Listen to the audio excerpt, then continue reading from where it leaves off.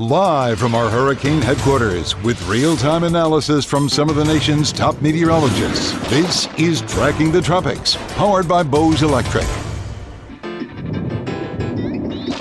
With historically catastrophic hurricanes and hurricane seasons over the last decade plus, is it time to update our hurricane strength ratings and categories? That's exactly what we're talking about today on this edition of Tracking the Tropics. Welcome into the Stream Center, folks, your hurricane headquarters with meteorologist Juliana Mejia. I'm JB Buno. Good to have you with us. Before we get to our featured guest today, I think it's fair to say, Juliana, that with where we are in hurricane season, approaching the end of the 2025 Atlantic hurricane season, nothing to worry about in the tropics right now, correct? Exactly, yeah. There is very little to no signal of anything. And this time of year, we kind of turn our eyes to the Caribbean, to the Gulf, typically late in the season. And they are as quiet as can be, radio silence.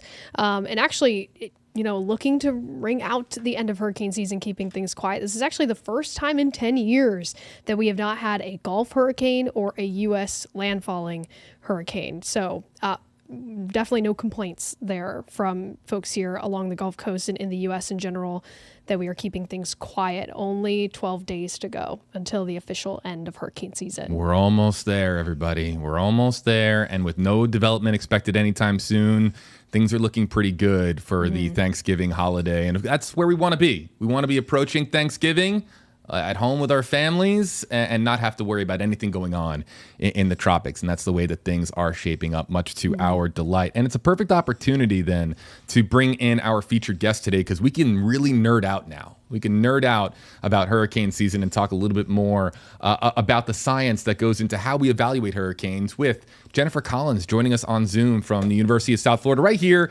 in Tampa, not too far away from our station at WFLA News Channel 8. Jennifer, it's great to have you. Tell us a little bit about yourself and introduce yourself to our audience. Well, thank you. Thank you for having me on. I have been at the University of South Florida now for over 20 years, and I've been studying hurricanes a lot longer than that. I enjoy studying the physical aspects of hurricanes as well as the social side of it. And, I look at everything from why we have active and inactive hurricane seasons.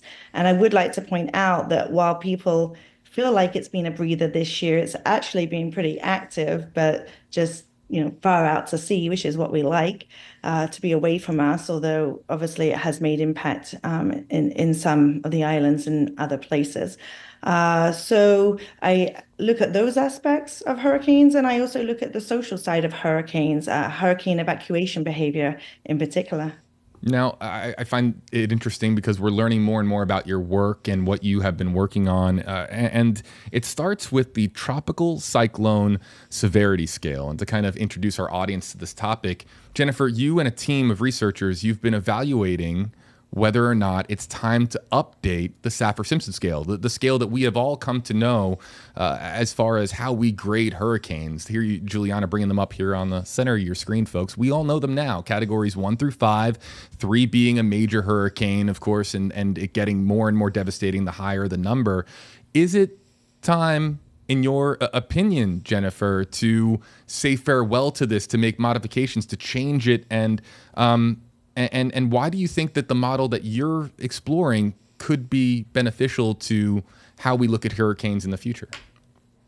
Well, as you said, this is a scale, the Saffir-Simpson Hurricane Wind Scale, that's currently in use, that we've all come to know, but do we all love it? If you have been told it's a Cat 1 hurricane and your home has been devastated, or there's family members that have lost their life, I don't think we love it. So yes, I think it's time for a new scale. And that's what my team from the Netherlands and I have actually proposed, a scale that isn't just the wind scale, which is just what the Saffir-Simpson Hurricane Wind Scale is, as the name implies. So our scale takes into account 3 different hazards: the wind, the storm surge, the rainfall, and so our scale will, consider those different variables and provide a category for each of those. So for wind, storm surge, and rainfall, we can have a separate category for each, or you can have a combined scale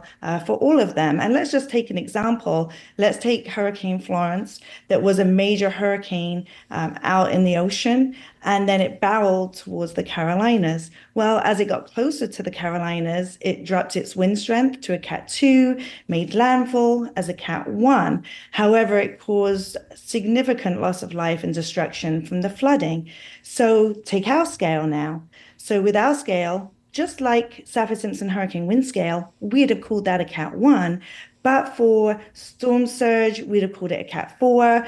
For rainfall, it would have been a Cat 5. So with our scale, ultimately, that would have been a Cat 5, because with our scale, the final category can never be lower than the highest category of those hazards. So yes, I think it's time for a new scale. Our scale also has some intricacies of it in that it considers risk from multiple hazards.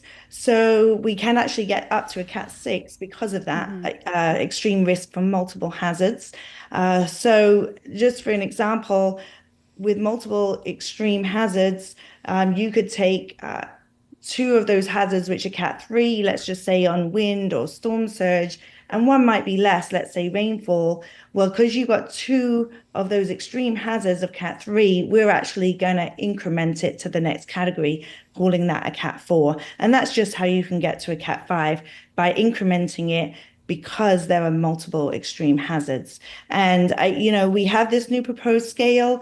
We think it's very important because, as you know, wind only accounts for about 10% of fatalities in general. However, storm surge is closer to 50%, and rainfall is closer to 30%. So why not have a scale that actually includes all of those, right? And my research over the last 10, 15 years on evacuation has actually shown the over-reliance that people have on the category of storm to make their evacuation decisions. And so this is pretty dangerous if we're just considering a scale that is just based on wind. In particular, they really underestimate those storms that are lower category. So like Cat 1, for instance. So our scale doesn't do that. It really takes into account all those hazards. So I think that's what's really important. And in the sense, you were talking about how when you add the cumulative, once they reach a certain strength, if there's like two of these hazards that are considered a Category 3, then you increment the overall category at another level. So like you said, kind of an interesting now turn on taking a serious opportunity and a serious talk about potentially a 1 through 6 scale. I'm sure you probably came across the viral social media dilemma the last season that somebody had talked about a Cat 6 hurricane. And, we were all communicating that doesn't exist. Now, hypothetically, this could exist. But in that sense, in that scale, then, what would be considered a major hurricane? And would we still, I guess, be communicating it as a major hurricane? Yeah, so anything just like Saffir-Simpson hurricane wind scale, where they have Cat 3 or higher, is a major hurricane. That's true for us, for each of the individual categories. For the variables and for the overall category, we'll still call it a major hurricane. But with ours, as you noted, we can get up to a Cat 6. For instance, if you have two of those hazard categories being a Cat 5, or if you had two of them being a Cat 4 and one of them being a Cat 5, we're now going to call it a Cat 6. So with our scale, as you said, we can get to a Cat 6 because of the multiple extreme hazards. Now, in terms of the current scale, the Saffir-Simpson hurricane wind scale, it's just based on winds, and the scale already says that Cat 5 is total destruction based on wind. So I'm not of the thought that we need to increase the current scale necessarily to a Cat 6, but with our scale, it does certainly allow for that with the multiple extreme hazards. Yeah, so it's interesting because there is so much. We talk about it on the show all the time, Professor Collins, that it's a whole lot more than just wind speed, that there are so many other factors. It makes me wonder why wind speed is the reliable metric that the NHC ultimately uses. There's so many ways that, and that's something that we do in our industry with broadcast meteorology is explaining why a storm is stronger or weaker than its category might indicate. So, is it fair to say that wind speed is really just a part of the picture when we're evaluating how impactful a storm might be? Yeah, absolutely. It's just part of the picture.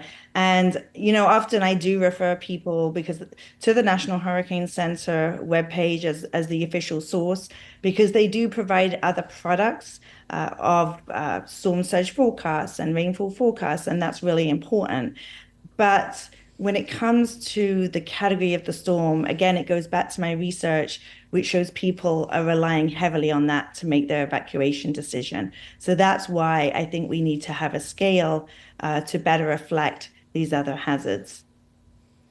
And I had kind of chatted with you about this a little bit. I was curious when it comes to, and I don't know if people really know this because the Saffir-Simpson scale has been around since the 70s and was brought up in the 70s. And back, I believe it was 2009, they had initially, from the jump, included the other hazards. And in 2009 is when they reduced it down to just wind speed. And I was curious if you had any other understanding of why they did that. And, it all does ultimately tie into all of your research and why now we're kind of flipping the script here and looking to. Yeah, well, good question. So, yeah, I mean, this scale, if you track its history, it actually goes back to when it was first presented by Saffir in 1969. And so then it was just a wind scale, actually, which was the category was to reflect the wind damage from the hurricanes. But then Simpson, because it's called the Saffir-Simpson scale now, Simpson joined Saffir and they added the mean sea level pressure and typical storm surge values associated with each category. And so this scale has actually been used for over 30 years until you mentioned more recently those two variables, mean sea level pressure and the surge associated with the category, were dropped. And that's because of storms like Katrina in 2005 or Ike in 2008. They brought much more surge than was noted by that scale for each category. And that became very problematic for communicating to the public. So if you take a storm like Hurricane Ike, which made landfall as a Cat 2 only, but had storm surge values closer to 20 feet, but then compare that to Charlie, that was a Category 4 at landfall in Florida, but only had surge levels of 7 foot approximately. That's very problematic to have those differences. And so the storm surge values were in that scale were substantially outside of the ranges suggested by that scale. So that's why those variables were reduced to avoid that public confusion. So now it's simply the Saffir-Simpson hurricane wind scale, but our scale doesn't work how their scale worked. So again, we got slightly different variables. We're not dealing with pressure here. We're dealing with the rainfall and the surge. But for us, we have the categories for each one, and the category for each one is not related directly to the wind speed. So there's different thresholds for each of those different variables. So that's how our scale is in my opinion, much improved, much enhanced. What about? I'm curious, Professor Collins. What about locales? We saw it last year with Helene. Hitting the Big Bend of Florida with such speed, and then carrying a lot of that strength inland into Georgia. So an area of Georgia, maybe let's say the Atlanta metro might be experiencing still a storm that is still significantly impactful, but doesn't carry the same. Obviously, it's not coastal, so there's no storm surge considerations, but maybe there's considerable rainfall considerations. How does the scale come into play with inland areas that don't see storm surge? Yeah, a great question again. So, for instance, with Helene, on landfall, that was a Cat 4 based on the Saffir-Simpson hurricane wind scale. With us, it would have been a Cat 5, particularly because of the surge around Keaton Beach or Steinhatchee. But as you mentioned, there was significant massive rainfall across multiple states with this storm, with Helene. And so when you look particularly at those rainfall rates, for instance, in a town, Busick in North Carolina, they got over 30 inches of rainfall.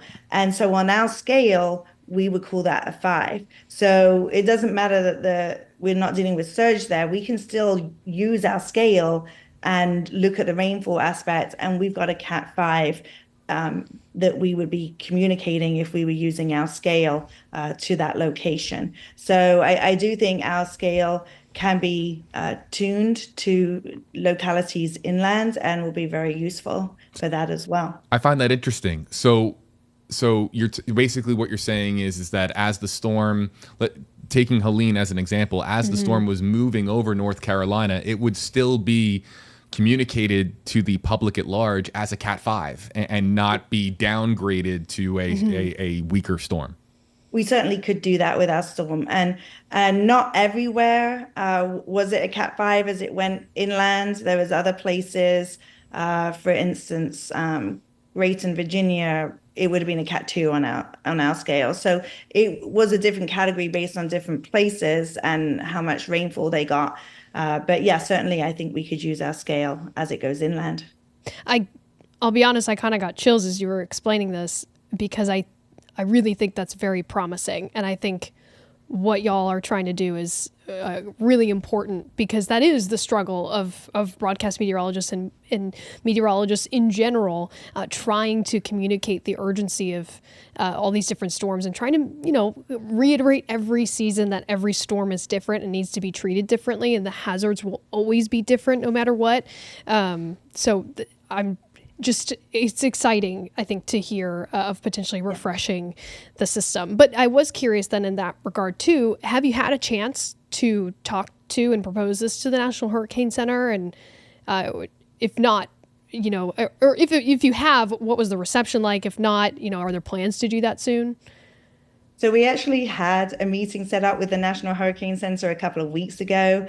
Unfortunately, with the government shutdown, just like many of their meetings in the NOAA agency, they got canceled. So we are hoping to be invited back around the table very soon to have the discussion with them. We have been talking to other groups. Emergency managers have had a lot of excitement about this. So we have been continuing our discussions with other groups. We do find, one of the interesting things about our study compared to some other studies that have proposed scales, not only do we think it is a enhanced scale that's worthy of consideration of adoption, but we actually conducted, that was published in August of this year, a social science study. And that's really helped us show, and we want to be able to communicate this with the National Hurricane Center, that using our scale, the public in our study were better able to identify the main hazard from the hurricane. So for evacuation as well, our scale led to significantly higher evacuation intent as opposed to the Saffir-Simpson hurricane wind scale. So in many cases. So we want to be able to show the results from our social science study because we think it's important not just to propose a scale, but to do this extra piece of work that we've been doing on the social science to see how people are perceiving our study. And our team has grown since we published that paper. We've had other prominent social scientists join our team, including Dr. Laura Myers from the University of Alabama. We are also looking at expanding our work, definitely in the tech space as well, because we want to be able to show how I discussed with you with Helene, how spatially things could vary. We want to be able to develop graphics and perhaps an app that can show that spatial variation. So we are continuing our research and we look forward to further discussion with the National Hurricane Center. I'm so glad that you bring up messaging as just a concept here, because in our industry, on the research side or on the broadcast side, messaging is so important to communicating just how impactful a storm is forecast to be. So I want to ask you this as one of our last questions here, as we're learning more and more, and I'm fascinated, of course, by your research. Florida is unique. I think you would agree, living here, Professor Collins, in Florida, that there's a stubbornness that exists amongst Floridians, where people who will say all the time that, oh, I've seen this storm. If I can make it through this storm, oh, I don't need to evacuate. Everything's going to be fine. And people who don't listen to the evacuation warnings or the evacuation orders that are put out, and it can lead to loss of life. We've seen it so often. Do you think that your scale proposes and brings along with it the opportunity for improved messaging that we can use to create a sense of true urgency that convinces even Florida's most stubborn that an evacuation could save their life? Yeah, absolutely. And I think that's what's really needed. As I mentioned before, if people are using the category to strongly make their decision of whether they're going to go or stay, and we've had many cases in the past of a Cat 1, but it causes significant, say, storm surge or flooding from rainfall, then I think if we can communicate differently, and what you're showing on your screen is just some examples. One of them, the Weather Channel actually proposed for us of how it could be displayed. And this one that you're showing now is what my team have come up with. So if we can show the category to them, and as I said, our next step is to look at things more spatially, and for people to be able to access things for their location, I think that would be a great next step. So that's the next step in our research, to try and get to that point, to hopefully get location specific in the near future. We're just needing to develop the research and have funding behind us to develop that tech piece. And I guess on that note too, because location being so also very important in the variety of a forecast of a tropical system. In your research, because this is more of just me kind of nerding out, being curious as to like what you've come across over, this has been, you've spent so much time on this. Has there been any particular storm that stood out to you in terms of your research with the evacuation behavior, or in general, what were some of the key findings that you came across? Yeah. Well, one of the big ones I mentioned earlier, Florence, when it made landfall as a Cat 1, well, when it was out to sea, as it was barreling towards the Carolinas as a major hurricane at first, many people evacuated. But when it came closer as a Cat 2 or a Cat 1, those people who evacuated came home, and others who were going to evacuate didn't evacuate anymore.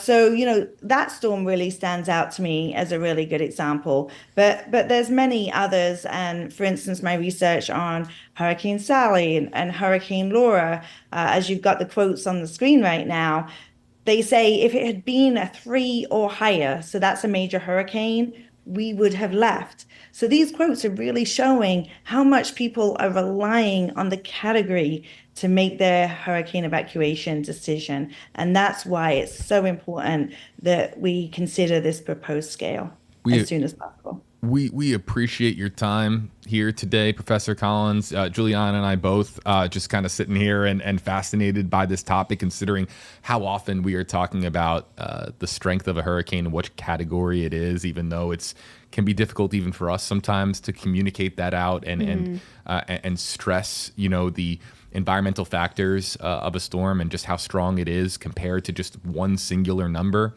Is there anything else you want to add today for our audience listening in and fascinated by your research? I'm just stay tuned. I'm really hoping that we can have our scale adopted, as I really do think it could save lives. I think it's really important to further these discussions. And if people want to help, if can they help? Is there anything that they can do to support the recategorization of the Saffir-Simpson scale? Well, I mean, as I mentioned, our next step, we really want to localize it for individual locations. We have the right team together.